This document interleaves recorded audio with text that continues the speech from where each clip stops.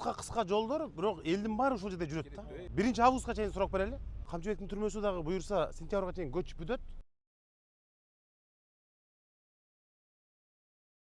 Бир жаркыратып коелу ошо жолду. Дагы бир борбордук көчөбүз, Байелин көчөсү.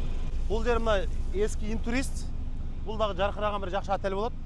Биздин күч органдары бар ушул жерде отурат. Бирок ушул жерге эсиңиздерчи Мукарманович, такыр болбой калган да жолчу. Анан биздин жашылдандыруу ишканабызды айткыламы, Мухаммед мырза?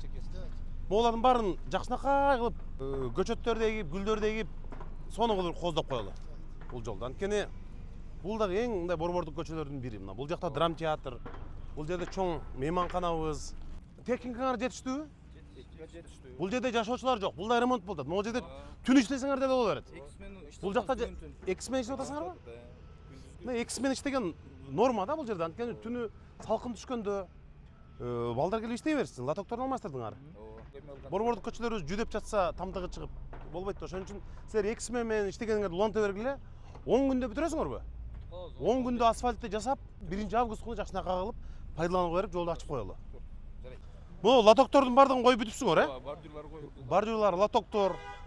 Ушул борбор, так борборубуздачы жүдөгөн көчөлөрдү калтырбашыбыз керек да.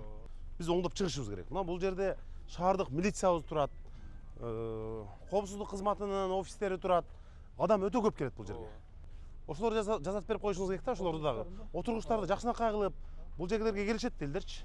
Буларды көрктөндүрүп, андан кийин бул жерди биз мындай кылабыз. Камчыбектин түрмөсү бар го? Камчыбектин түрмөсү дагы буюрса сентябрга чейин көчүп бүтөт. Бул жерге дагы биздин жакшынакай планыбыз бар. Ушундай кичинекей көчөлөрдө эл көп жүрөт.